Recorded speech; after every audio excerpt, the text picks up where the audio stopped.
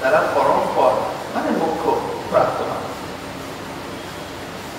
এইখানে পার্বতী একটি প্রশ্ন এরপরে করবেন যে এই তো ঋষিরা সিদ্ধ ব্যক্তিরা এরকম বলেন যে শ্রী রামচন্দ্রের আরাধনা করলে তার শ্রীচরণে চার পাদপদ্মে ভক্তি করলে ভগবন্ধন থেকে মুক্ত হওয়া যায়, কিন্তু वदन्ति केचित् परमोऽपि रामः स्वाविद्यया संवृतम् आत्मसंगम् जानाति नात्मानमतःपरेण সম্বোধিত বেদ পরার্থ। বলছে কিন্তু একটা সংশয় হয়, কি অনেকে আবার বলে থাকেন যে কেচিৎ মানে কেউ কেউ বলেন যাদের সেই বিশ্বাস হয় না অবতার লীলায় যাদের আস্থা নেই, তারা এরকম বলে থাকেন যে সেই রাম নিজেই অবিদ্যার দ্বারা আচ্ছন্ন এবং তিনি তার নিজের স্বরূপ জানেন না এবং তিনি নিজেকেও জানেন না, এবং সেই জন্যই তিনি কি করেন, এটা কিন্তু মানে সাধারণ লোকের সংসার। যে আমরা রামায়ণে দেখছি যে শ্রী রামচন্দ্র তার জীবনটা কেমন দুঃখের, সিংহাসনে বসতে যাবেন সেই সময় বনবাসে চলে যেত, দশরথ তাকে বনবাসে পাঠাতে বাধ্য হলেন, বা রামচন্দ্র নিজেই পিতৃসত্য রক্ষার জন্য নিজেই বনবাসে দণ্ড স্বীকার করে বনবাস স্বীকার করে চলে গেলেন, এবং সেখানে কত দুঃখ, সীতা অপহৃতা হলেন, বহু কষ্টে বানর সেনার সাহায্যে তিনি রাবণকে বধ করলেন, করে সীতাকে উদ্ধার করলেন। এইসব তো সাধারণ দৃষ্টিতে আমাদের সাধারণ লোকেদের মধ্যেই যা দেখা যায়, আমাদের মধ্যেই দেখা যায়। যিনি মায়াধীশ, যিনি সমস্ত বিশ্বের স্রষ্টা, যিনি ভগবান, তার এরকম দুর্দশা, তিনি আমাদের মতোই ব্যবহার করছেন, তিনি বিলাপ করছেন, সীতার জন্য কাঁদছেন।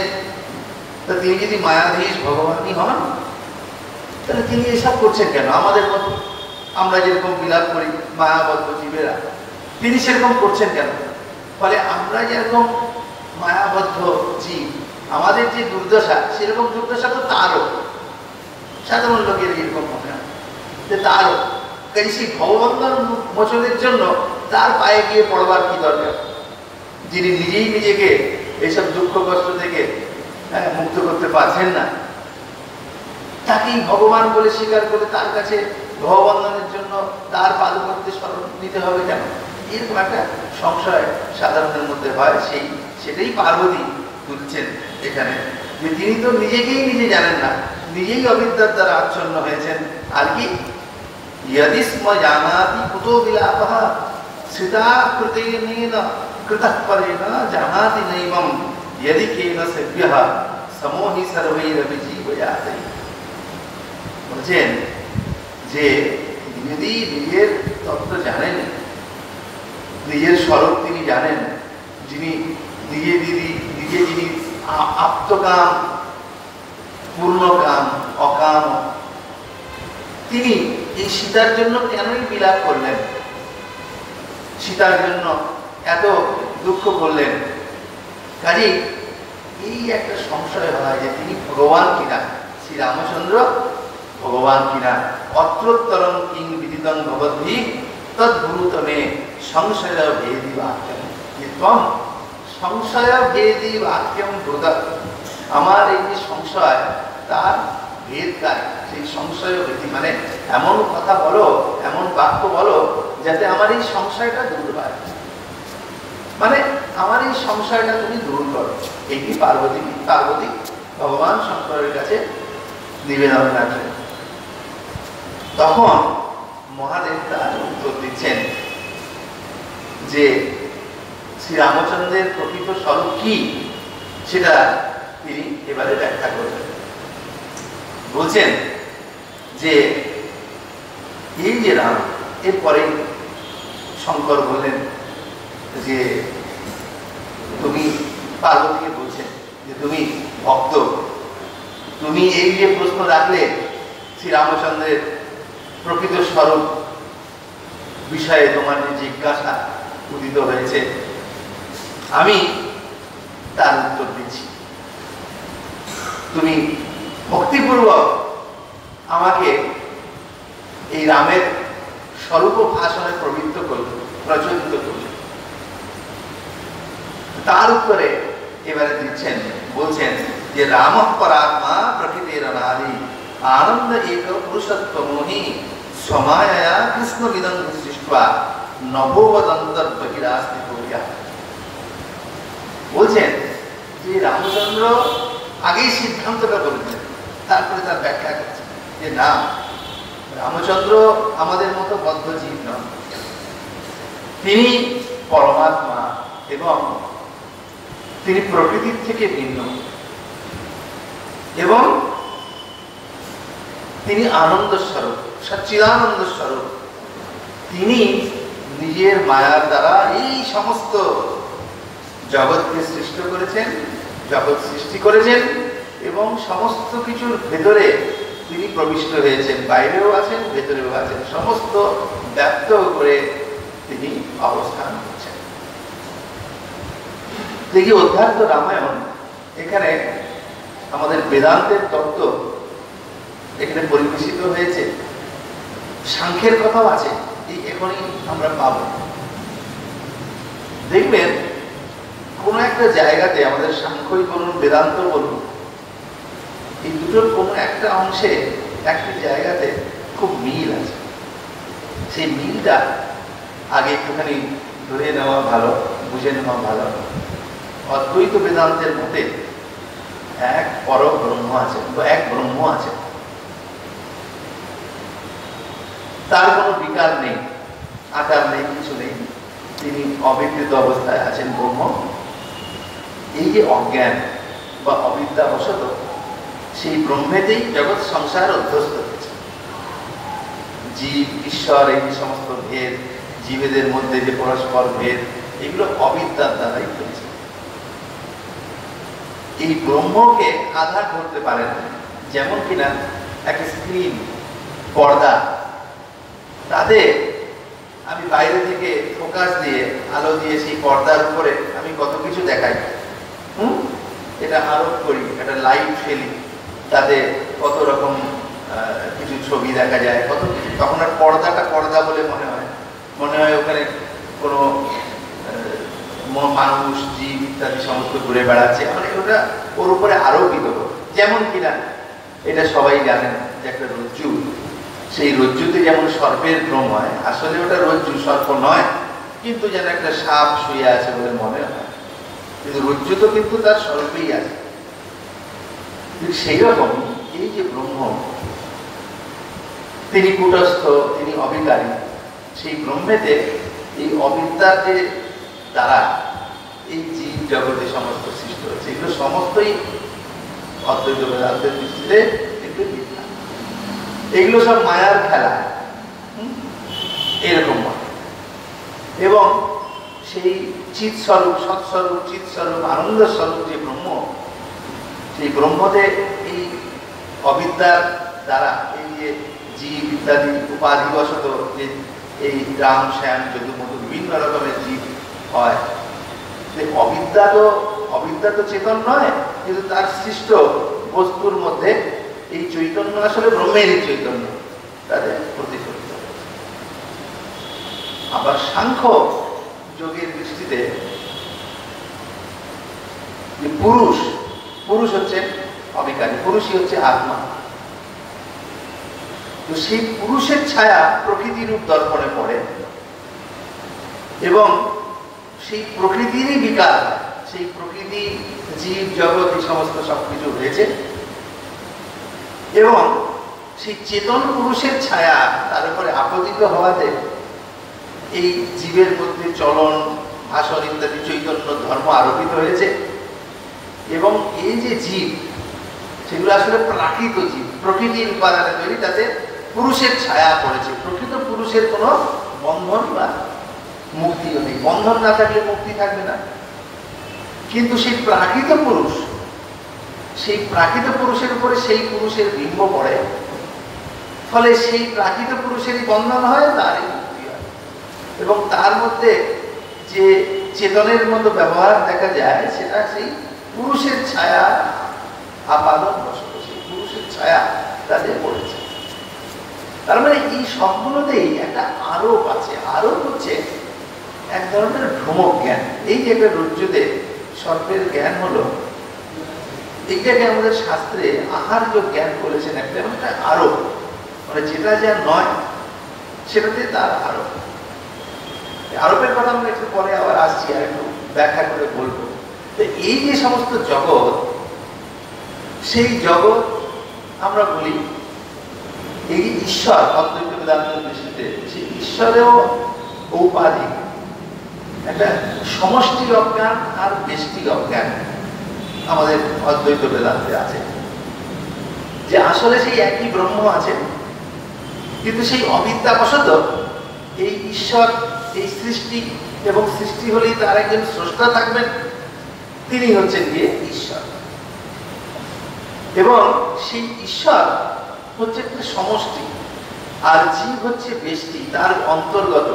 যেমন কিনা আমাদের বেদান্ত সার যদি আপনারা পড়ে থাকেন, সদানন্দ যোগীন্দ্র সেখানে খুব সুন্দর করে ব্যাখ্যা করা রয়েছে, যে যেমন কি হয়, একটা বন, বন কিভাবে তৈরি হয়, কতগুলি বৃক্ষ দিয়ে তৈরি হয়, অনেকগুলো বৃক্ষ মিলে বন। এই যে বন, সেই বনের এক একটা অংশ হচ্ছে একটা বৃক্ষ। তাহলে সমস্ত বৃক্ষ, ব্যষ্টি মানে ইন্ডিভিজুয়াল, আলাদা আলাদা করে সব আছে, যে এক একটি বৃক্ষ সেই সমষ্টিরূপ বনের অন্তর্গত। সেই বনের মধ্যে সেই বৃক্ষগুলি ঢুকে রয়েছে। ঠিক সেই রকম সেই ঈশ্বরের মধ্যেই জীব ঢুকে আছে। ওই জন্য বলেছেন মমই বাংশ জীব লোকে জীবভূত সনাতন, গীতাতে আছে যে সমস্ত জীব হচ্ছেন আমার অংশ। কিন্তু যারা আবার ভক্তিবাদী, তারা কিন্তু ঈশ্বরকে মিথ্যা বলেন না, পারমার্থিক দিক থেকে সত্যই বলেন, এবং সেই সমস্ত জগৎ সেই ঈশ্বরেরই অংশভূত সেটা বলেন। অদ্বৈত বেদান্ত শুধু বলেছে যে এই ঈশ্বরও একটা উপাধি, হ্যাঁ, এটিও পারমার্থিক দিক থেকে সত্য নয়, এটি বলেছে। যাই হোক, এই যে জীব সমস্তই সবই ঈশ্বরের অংশভূত।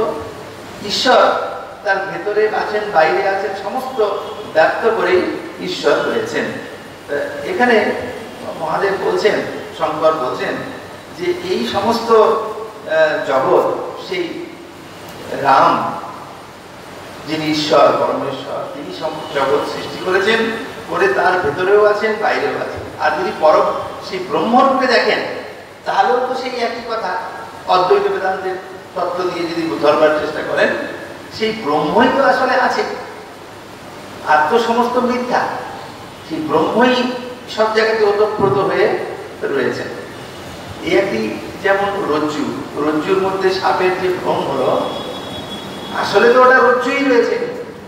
গাড়ি এই যে রজ্জু সর্প যেটা, সেটা বস্তুত রজ্জুই। সর্পের আরোপ তার মধ্যে আমরা করেছি, কিন্তু আসলে সেটা রজ্জুই।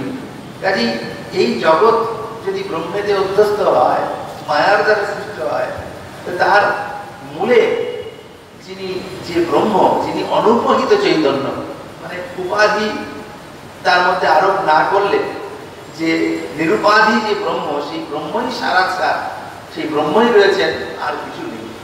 কাজেই এই সমস্ত সৃষ্ট জগতের মধ্যে সেই ব্রহ্ম ওতপ্রোত ভাবে অনুসৃত হয়ে আছেন। তো সেই কথাই এখানটাতে বলছেন। তারপরে বলছেন কি, যে জগন্তি নিত্যং পরিতো ভ্রমন্তি সর্বান্তরস্থোপি নিগূঢ় আত্মা সোমায়া সৃষ্টিমিদং বিচষ্টে। জগন্তি নিত্যং পরিতো ভ্রমন্তি ইয়ৎসন্নিধৌ চুম্বকলোহবদ্ধি এতন্ন জানন্তি বিমূঢ়চিত্তা স্বাবিদ্যয়া সম্ভৃত মানসা। বলছেন স্বাবিদ্যয়া সম্ভৃত মানসা, যাদের হৃদয় আচ্ছাদিত হয়ে গেছে, আবৃত হয়ে গেছে, কিসের দ্বারা? না, সেই অবিদ্যার দ্বারা। সেই অবিদ্যার দ্বারা যাদের চিত্ত আচ্ছন্ন হয়েছে, যারা বিমূঢ় চিত্ত, তারা কি করেন, তারা এই তত্ত্বটি বুঝতে পারেন না। এবং এই যে জগৎ, সমস্ত জগৎ আমরা দেখতে পাচ্ছি, এই জগৎকে আমরা দেখছি সচল। গম ধাতুর সঙ্গে কৃত প্রত্যয় করলে জগৎ শব্দটা আসে, মানে গচ্ছতি ইতি জগৎ, যা সচল, চলে, চলমান, সেটি জগৎ। এটা একটা ব্যাখ্যা আছে। তো এখানে বলছে যে এই যে জগৎ, জগৎ সচল হলো কি করে, জড় কি করে চলে? জড়ের মধ্যে তো চলনের ক্ষমতা থাকে না। বলছে কিরকম উদাহরণ দিয়েছেন, সাংখ্যরাও এসব বলেন যে কিভাবে, যেমন জড়ের মধ্যে ক্রিয়া থাকে না, তাহলে এই জগৎ যদি সত্যই সেই জড় প্রকৃতিভূত হয়, তার মধ্যে চলন কি করে থাকে? এগুলো তো চেতনের ধর্ম। সেখানে সাংখ্যদেরকে এইরকম পুরোপক্ষ করা হয়েছে। বাচস্পতি মিশ্র সাংখ্যদত্ত কৌমুদী টিকাতে সাংখ্যকারিকাকে ব্যাখ্যা করেছেন, তাতে এইসব প্রশ্নের উত্তর দিয়েছেন। বলছেন যে জড়ের মধ্যে ক্রিয়া কি করে হয়? এই চুম্বক যেমন থাকলে, হ্যাঁ, একটা লোহা দিয়ে রাখি, ওটা এরকম চলে আসে না চুম্বকের কাছে, কি করে হয়? ওটা তো জড়, তার মধ্যে ক্রিয়া কি করে হলো? ঠিক সেই রকম ওরাও বলে যে সাংখ্যতত্ত্ব মতে পুরুষ হচ্ছে চেতন কিন্তু নিষ্ক্রিয়, কিন্তু প্রকৃতি জড় কিন্তু সক্রিয়। কিভাবে তাতে ক্রিয়া হয়? না, এই পুরুষ সান্নিধ্য বসত। পুরুষ হচ্ছেন আত্মা, সেই আত্মার ছায়া, আত্মার সঙ্গে সেই প্রকৃতির একটা সম্বন্ধ আছে। সেই সম্বন্ধটা হচ্ছে সান্নিধ্যাত্মক একটা সম্বন্ধ। সেই সম্বন্ধ থাকার ফলে সেই চেতন পুরুষের ছায়া সেই প্রাকৃত প্রকৃতির মধ্যে পড়ে। যে প্রাকৃত পুরুষ তৈরি হয়, সেই প্রাকৃত পুরুষের মধ্যে চেতনের ধর্মগুলো আমরা বিম্বিত অবস্থায় দেখি, তাকেও চেতন বলে আমাদের মনে হয়।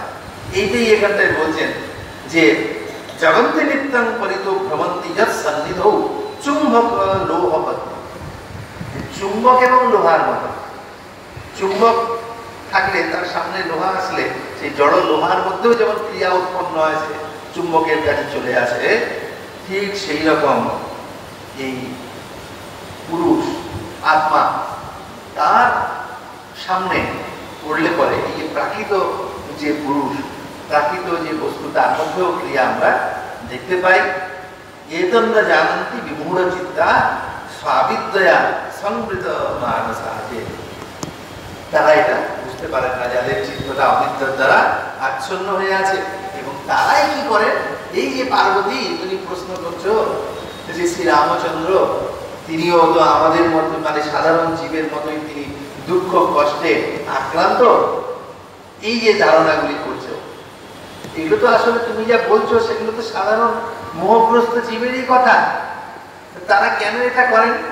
তারাও সেই পরব্রহ্ম যে রামচন্দ্র, তাতে নিজের অবিদ্যার আরো রামের উপরও করে। নিজেরা যেরকম এই মায়ায় আবদ্ধ, সেরকম রামচন্দ্রকেও সেরকম মনে করছেন। বলছেন কি যে স্বাজ্ঞান প্যাত্মনি শুদ্ধ বুদ্ধে স্বারোপয়ন্তি নিরস্ত মায়ে সংসার নিয়মানুসরন্তি দেবৈ পুত্রাদি সত্তাহ গুরুকর্মযুক্তা। বলছেন যে দেখো তারা কি করেন না, স্বাজ্ঞানমপি আত্মনি শুদ্ধ বুদ্ধে স্বারোপয়ন্তি নিরস্ত মায়ে। যেখানে মায়া নেই, নিরস্ত মায় হচ্ছেন গিয়ে সেই রাম, তাতে এই অজ্ঞান বশত বদ্ধের ধর্মগুলি আরোপ করা হয়, আরোপ করে সাধারণত। এবং তারা নিজেরাও তাই, তারা নিজেরাও কি তাদের নিজেদের স্বরূপ তারা বুঝতে পারে না। সংসারবদ্ধ জীব তারা কি করে না, পুত্রাদির প্রতি আসক্ত হয়, হয়ে সেই মায়ার দ্বারা আবদ্ধ হয়, পুত্রাদির দ্বারা আসক্ত হয়, নিজের প্রকৃত স্বরূপ সে জানে না। নিজে যে একটা শুদ্ধ ব্রহ্ম, যার কোনো আশা আকাঙ্ক্ষা নেই, যিনি নিষ্ক্রিয়, এই নিজের স্বস্বরূপ সে ভুলে যায় এবং পুত্রাদির প্রতি আসক্ত হয়, তারা বদ্ধ অবস্থায়।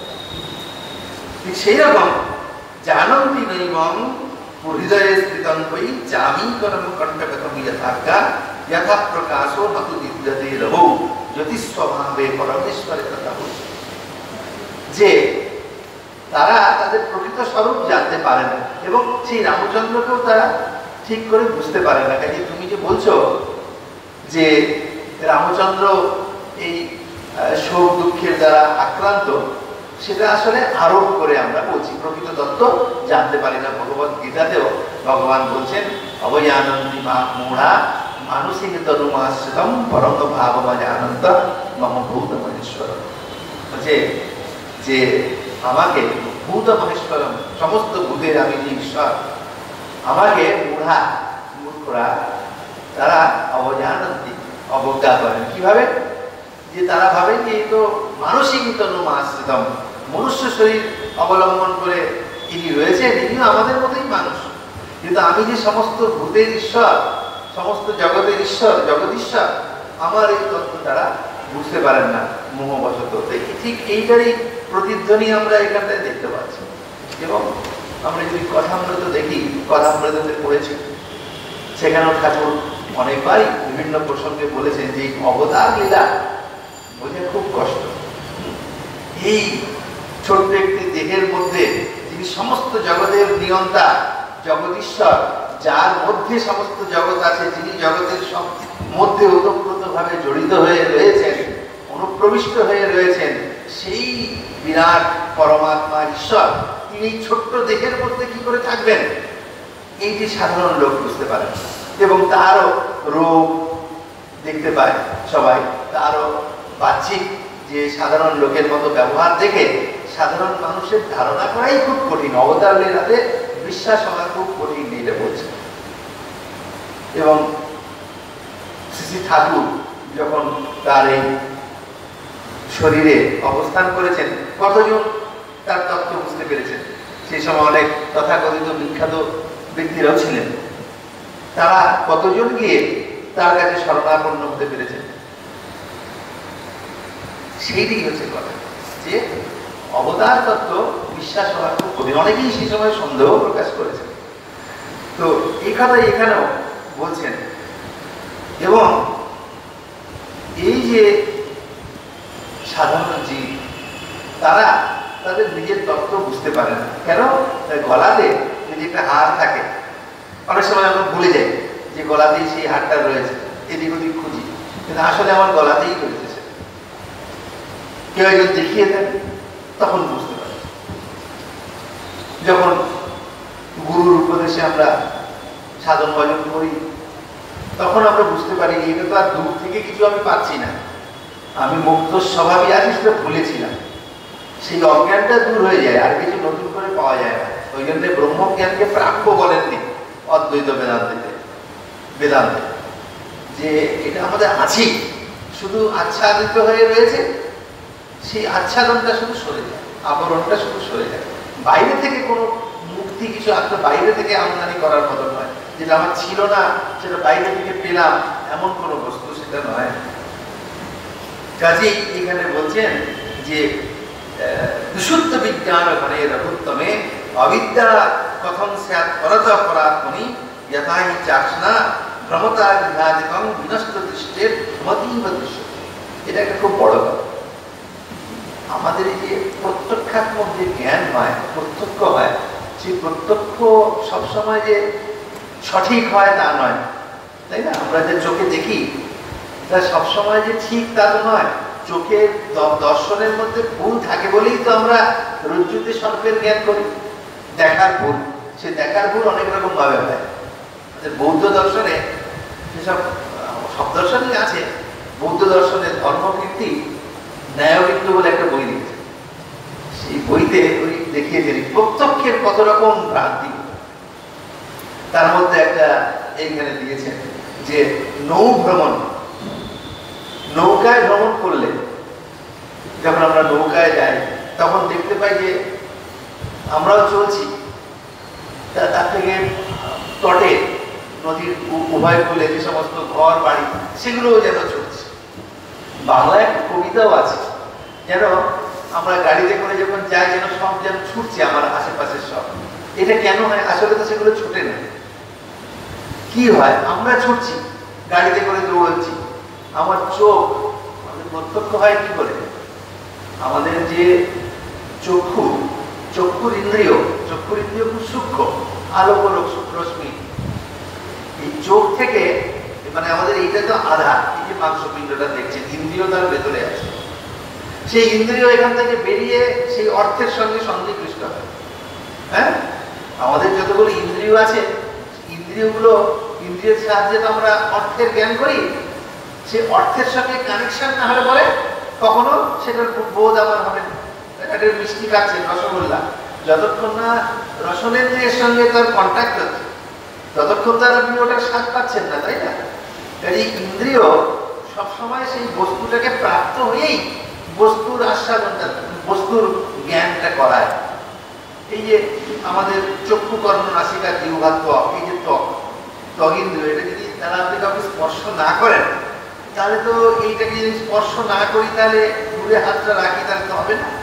এই ত্বকেন্দ্রিয়ের সঙ্গে কানেকশন চাই সমস্ত ইন্দ্রিয়ের ক্ষেত্রে। কিন্তু দেখবেন আপনারা চক্ষুর ইন্দ্রিয়, চক্ষুর বেলাতে সাধারণ লোকের মনে হয় চক্ষুর বেলায় যেন উল্টো, যেন সমস্ত ইন্দ্রিয়গুলোই প্রাপ্যকারী, মানে বস্তুকে প্রাপ্ত হয়েই তার জ্ঞান জন্মায়। চক্ষুর ইন্দ্রিয়টা যেন উল্টো মনে হয় আমার, যে বস্তুটা দূরে থাকে, আমার চোখটা এখানে, বস্তুটা আছে দূরে।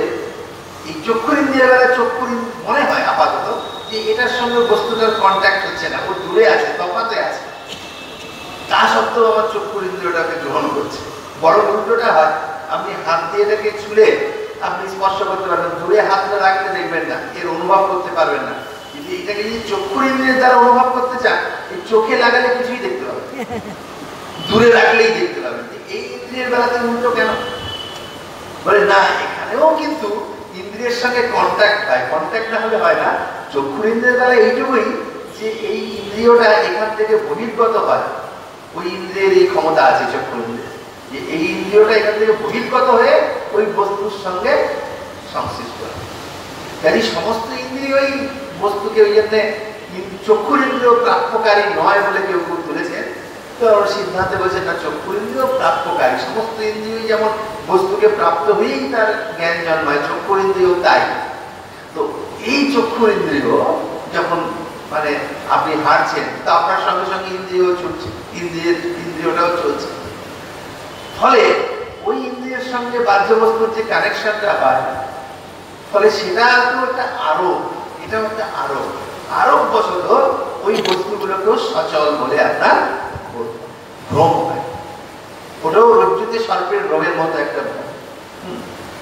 যেমন অলাহত চক্র দর্শন, এটা প্রত্যক্ষাত্মক যে ভ্রম, সেই ভ্রম অনেক রকম হয়। তার মধ্যে এই নৌ ভ্রমণ জন্য ভ্রম একটা আছে, নৌকায় ভ্রমণ। এটাকেই এখানটায় বলছেন, যে উদাহরণ দিয়েছেন, ইয়াথাই চাক্ষনা ভ্রমতা গৃহাদিকম বিনষ্ট দৃষ্টের ভ্রমতি ইব দৃশ্যতে। যে ভ্রমণ এগুলো করে না, কিন্তু ভ্রমতি ইব, যেন ভ্রমণ করছে, ইব মানে মতো, যেন ভ্রমতি, যেন ভ্রমণ করছে এরকম মনে হয় সমস্ত জগৎ। যেমন পক্ষী যখন ভ্রমণ করে, চলে, তখন সে যার যার সঙ্গে সংশ্লিষ্ট হয়, সেগুলো যেন চলছে এরকম বলে মনে হয় আরোপ বশত।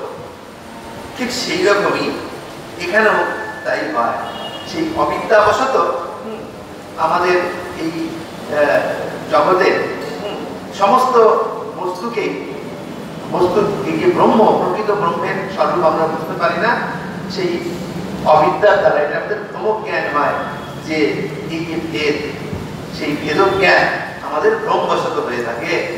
এখানে বলছেন তথৈব দেহেন্দ্রিয় কর্তুরাত্মনা কৃতে পদেধ্যস্য জনম বিমুচ্যতি। জনের যে মোহ হয় অধ্যাস বশত, অধ্যাস কি না, অধ্যাস বলছেন যে অসর্বভূতায়াম রজ্জৌ সর্বারূপবৎ বস্তুনি অবস্তু আরোপঃ অধ্যাত্ম। আমাদের বেদান্ত সারে বলেছেন যে অসর্বভূতায়াম রজ্জৌ, যে রজ্জুটা সর্প নয়, তাতে সর্বারূপবৎ, সর্পের যেমন আরোপ হয়, আমরা সর্পের জ্ঞান করে থাকি, সেই রকম বস্তুনি অবস্তু আরোপঃ। বস্তু এখানে ব্রহ্ম, শুদ্ধ ব্রহ্ম, তুরীয় ব্রহ্ম, সেই বস্তুতে অবস্তুর আরোপ। এই যে ঘটঘটাদি যা যা সব দেখছেন মায়া প্রপঞ্চ, সেগুলোর যে আরোপ, এটাকেই বলে অধ্যারোপ। সেটা আমাদের হয়ে থাকে। তাহলে বস্তুত এই যে রামচন্দ্র, তাকে আমরা বাহ্য তো এরকম দেখছি, ওই কথাটাই বলছেন, কিন্তু তিনি মায়ার দ্বারা আবদ্ধ নন, এটা আমাদের ভ্রম হয়। এবং সেই ভ্রমটা কিভাবে হয়, এখানে একটা প্রশ্ন থাকে যে রামচন্দ্র তো দেখছি সীতার জন্য বিলাপ করছেন, আমাদের এখানে লেখা রয়েছে, এই ভ্রমটা আমাদের কি করে হয়?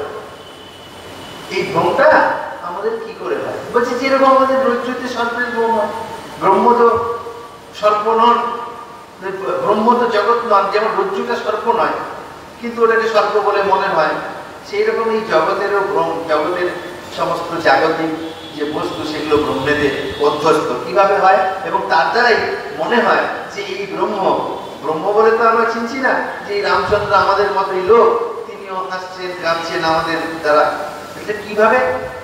সেইটাই এরপরে একটা কথা বলছেন যে এর রহস্য অত্রতে কথয়িষ্যামি রহস্যমপি দুর্লভম সীতারাম মরুৎসু সংবাদম মোক্ষ সাধনম। যে আমি রাম, সীতা এবং হনুমানের যে একটা সংবাদ, মানে তাদের যে আলাপ আলোচনা, একটা পুরো বিশেষ একটা অংশ আমি এখানে তুলে রাখছি।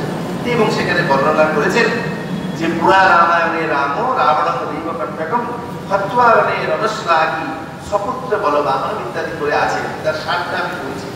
যে এখানে মহাদেব বলছেন পার্বতীর কাছে যে যে রামচন্দ্র তিনি এই রাবণকে বধ করলেন, করে সমস্ত সীতাকে আবার উদ্ধার করলেন, করে তিনি অযোধ্যায় ফিরে এসেছেন, সব হয়েছে।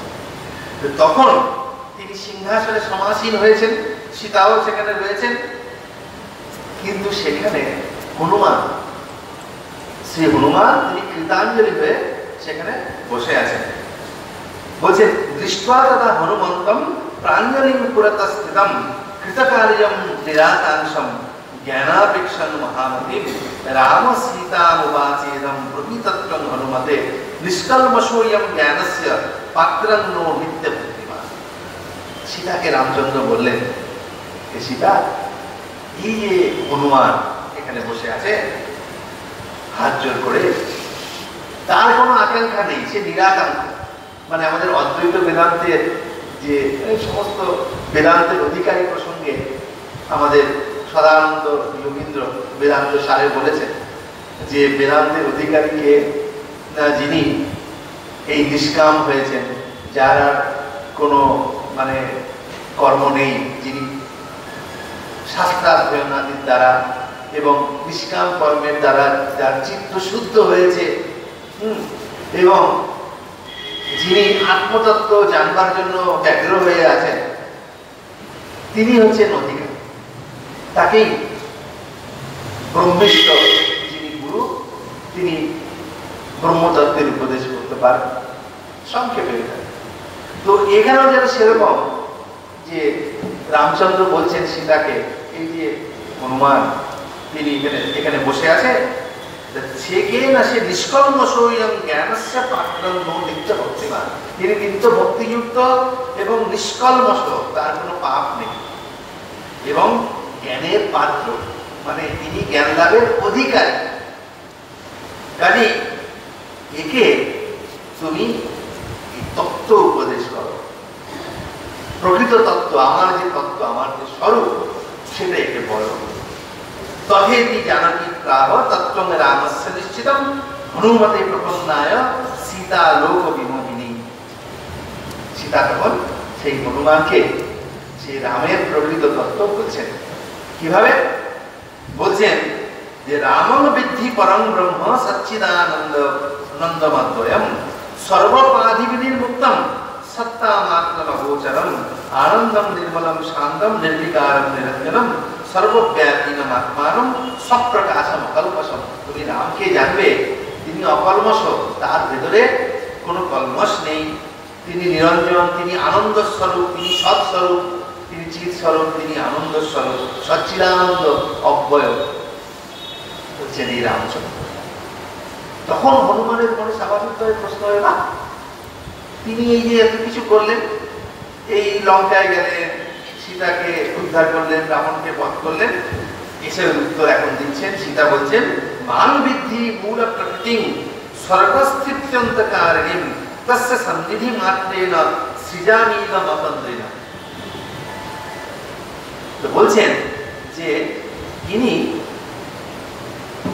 কি না মান বৃদ্ধি মূল প্রকৃতি সর্বস্থিত্যন্তকারিণ, আমি এই যে সৃষ্টি স্থিতি প্রলয় সেটা আমি করে থাকি, আমি হচ্ছে মূল প্রকৃতি এবং তস্য সন্নিধি মাত্রে নয়, এইটা সাংখ্যের কথা। এই যে মূল প্রকৃতি, সেই মূল প্রকৃতি থেকেই এই জগৎ প্রপঞ্চের সৃষ্টি।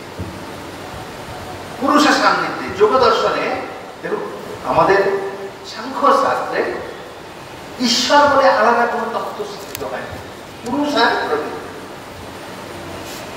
পরবর্তীকালে যারা পণ্ডিত যারা ব্যাখ্যা করেছেন তারা বলেছেন যে তাহলে কিন্তু যোগ দর্শনে প্রকৃতি, পুরুষ আবার ঈশ্বর, মানে বিবিধ পুরুষ স্বীকৃত হয়েছে সাংখ্যযোগ এই যোগ দর্শন। এক পুরুষ হচ্ছে এই যে বদ্ধজীব, আরেক পুরুষ হচ্ছেন তিনি ঈশ্বর। সাংখ্য দর্শনে আলাদা করে এই ঈশ্বর নামক কোন বিশিষ্ট পুরুষের আলাদা করে কোনো উল্লেখ নেই, আলাদা করে কোনো উল্লেখ এখানে নেই।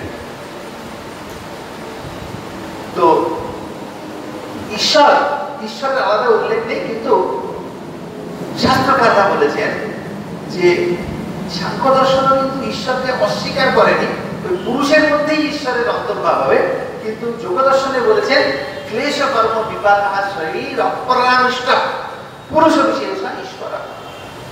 ঈশ্বর একজন পুরুষ, কিন্তু যিনি ক্লেশ কর্ম বিপাক আশা ইত্যাদির দ্বারা আক্রান্ত নন সাধারণ পুরুষের মতো। তিনি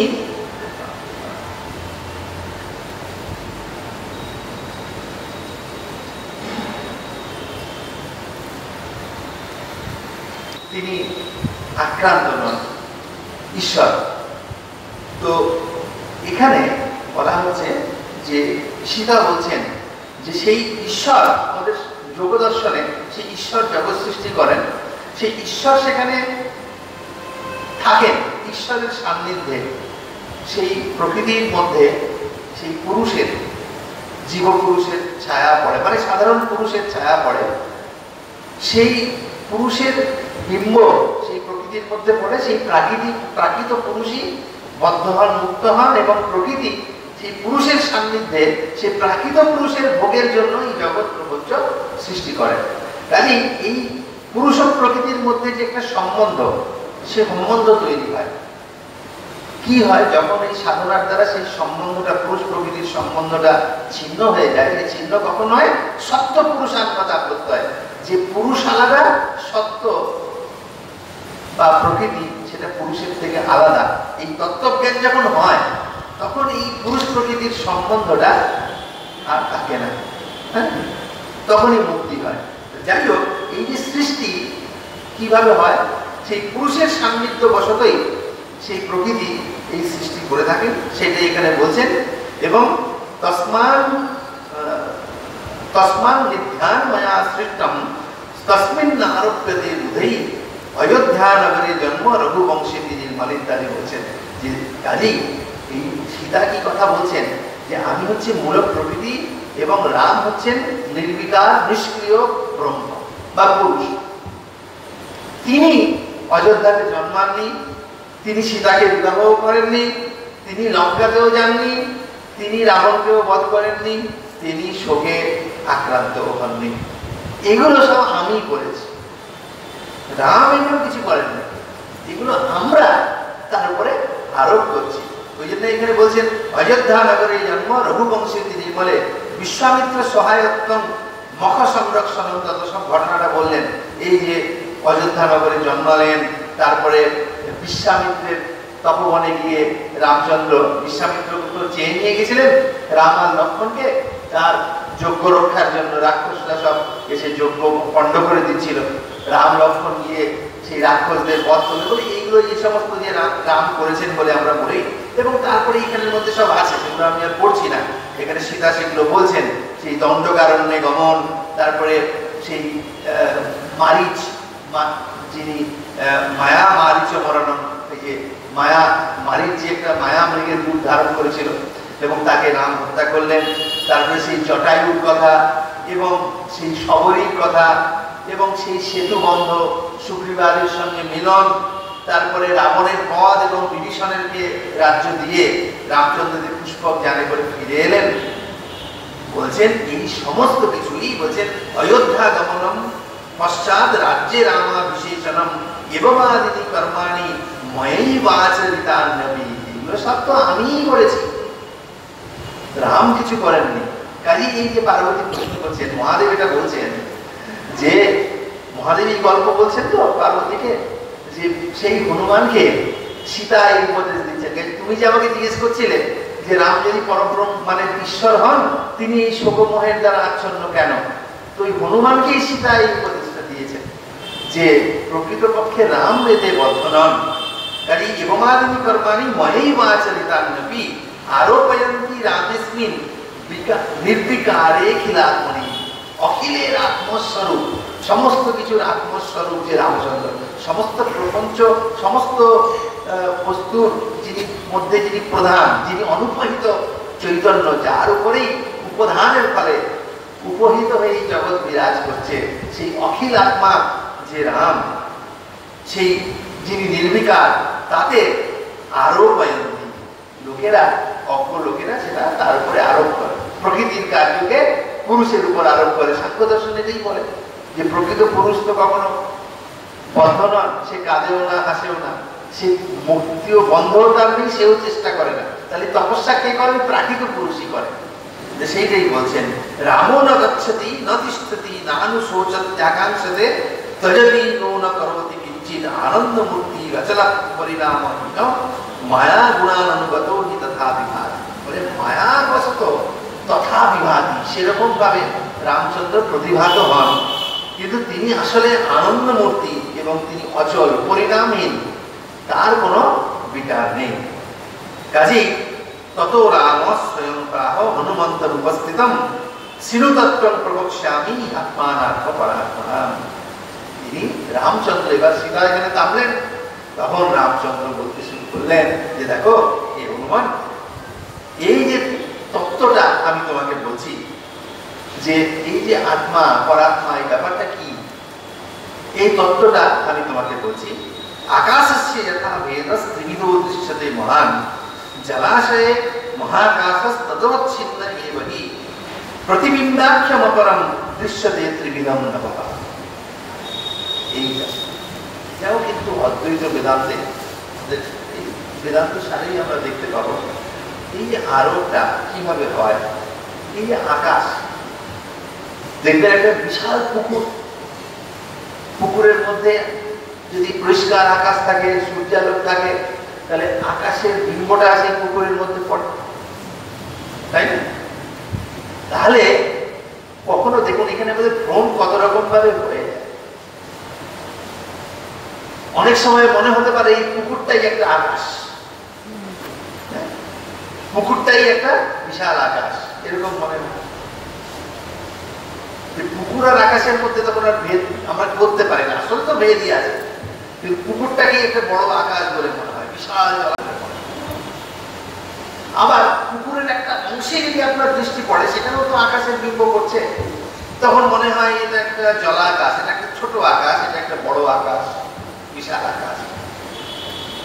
আবার এই পুকুরের মধ্যে যে আকাশের বিম্বটা পড়ে, এখানে ভুলটা কি কি হচ্ছে, একটা পুকুরটাকেই আকাশ বলে ভাবছেন হঠাৎ করে দেখে, বা পুকুরের একটা অংশকে আপনি যদি আপনি সেই অংশটার দিকে তাকিয়ে থাকেন, অনেক সময় মনে হবে এটা একটা ছোট আকাশ।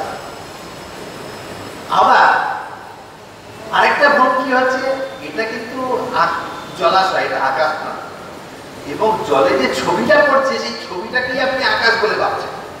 সেই ছবিটা জলে যে বিম্বটা পড়ছে ওটাও তো আকাশ নয়, এই যে বিম্বাকাশ, এটা তো পারমার্থিক নয়, আকাশ তো এটা নয়, এটা তো আকাশের ছবি, এটা তো আকাশের একটা বিম্ব।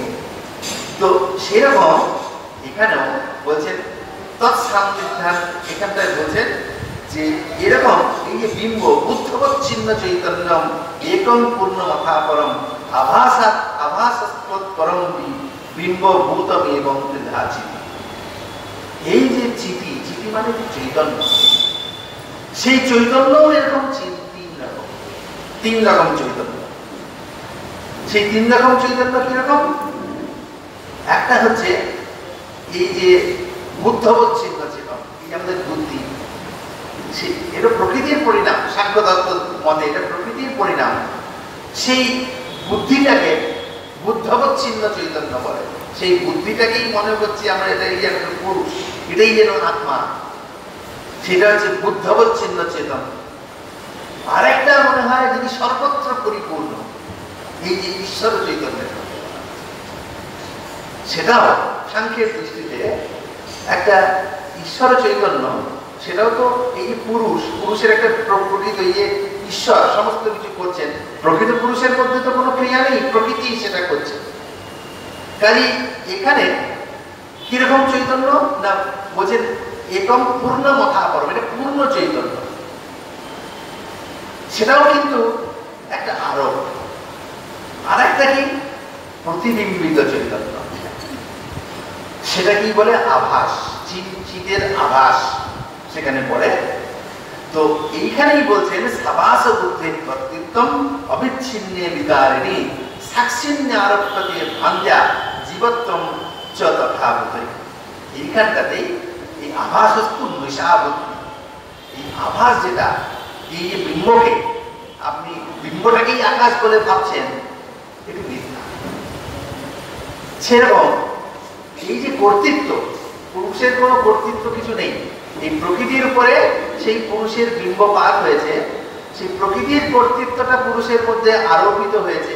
সেই জন্য পুরুষ কর্তা, পুরুষ ভোক্তা, এই সমস্ত বুদ্ধি সেখানটায় হচ্ছে। রামচন্দ্র হনুমানকে বলছেন যে এর থেকেই এই অজ্ঞানবশত আমাদের এই সমস্ত ভেদ বুদ্ধি হয়, যে বন্ধ মুক্তি এইভাবেই হয়ে থাকে। এবং এখানে বলছেন যে এটা যে আভাস, হ্যাঁ, এটা যে প্রকৃত সত্য নয়। আমাদের যে মহাবাক্য, আমাদের বেদান্তে অনেকগুলি মহাবাক্য স্বীকার করা হয়েছে, তার মধ্যে এই বেদেরই বচনগুলোকে মহাবাক্য হিসেবে নেওয়া হয়েছে। তার মধ্যে তত্ত্বম আসি, তুমি সেই।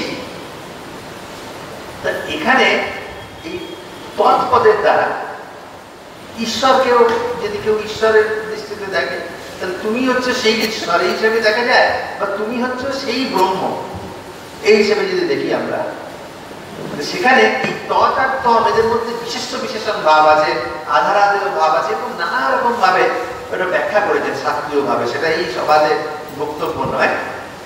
তাহলে এখানেও তুমি সেই, তুমি হচ্ছে সেই ব্রহ্ম। তাহলে এখানে তুমি পদের দ্বারা যে ব্রহ্মকে বোঝাচ্ছি, তৎপদের দ্বারাও তাকেই বলছি। কিন্তু এখানে যে তম আসি, এই তদের দ্বারা পরোক্ষ চৈতন্য, আর তমের দ্বারা প্রত্যক্ষ চৈতন্য, মানে প্রত্যগাত, যেগুলো আমরা জীবের কথা বলছি। কিন্তু এরা বস্তুত তো সেই আত্মাই। এই অংশে অভেদ, উপাধির দিকে অভেদ নয়, উপাধিগুলি আলাদা। কিন্তু যেখানে আরোপটা হচ্ছে সেই বস্তুটা এক। এখানেও রামচন্দ্র সেই কথাই বলছেন যে বস্তুত এই আভাসটা, এই আরোপটাই হচ্ছে মিথ্যা, এবং অবিচ্ছিন্নস্য পূর্ণেন একত্বং প্রতিপাদ্যতে তত্ত্বমস্যাদি বাক্যস্য সাভাসস্যাবস্থা। এখানে এই আভাস, এই যে প্রপঞ্চ, সেই এই প্রপঞ্চটা, তাতে এতে যে প্রকৃত ব্রহ্মের মধ্যে যে আরোপ হয়, অদ্বৈত বেদান্তের দৃষ্টিতে দেখি, বা প্রকৃতির কার্যের মধ্যে যে পুরুষের ছায়া আপতিত হয়, এটা আমরা যদি তত্ত্বমস্যাদি বাক্য, যেগুলো মহাবাক্য, সেই বাক্যর পর্যালোচনা যদি করি, তাহলে দেখব যে বস্তুত এই বিকার, এগুলো অতাত্ত্বিক, এগুলো আসল নয়। প্রকৃত তত্ত্ব হচ্ছে সেই শুদ্ধ ব্রহ্ম।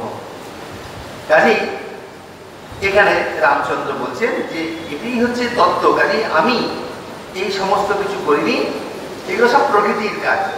সাধারণ লোকে সেইটা মনে করে। এবং এটা অধ্যাত্ম রামায়ণের প্রথম সর্গ। কাজে এরপরেই রাম বলছেন যে এতৎ দেবী হিতম দেবী শ্রীরাম হৃদয়ং মায়া। মহাদেব বলছেন অতিগুহ্যতম হৃদয়ং পবিত্রং পাপশোধনম। এই গুচ্ছ যে রহস্য, সেটি আমি তোমার কাছে ব্যক্ত করলাম। কাজে এটি যারা জানবে তাদের জীবন পবিত্র হবে, তাদের পাপ দূরীভূত হবে। যারা রামচন্দ্রকে এইভাবে দেখবে, নিজেকে শুদ্ধ চৈতন্য হিসেবে দেখবে, তাদের সমস্ত পাপ দূর হবে এবং তারা মোক্ষ লাভ করতে পারবে। আজকে এই পর্যন্তই থাকলো আলোচনা।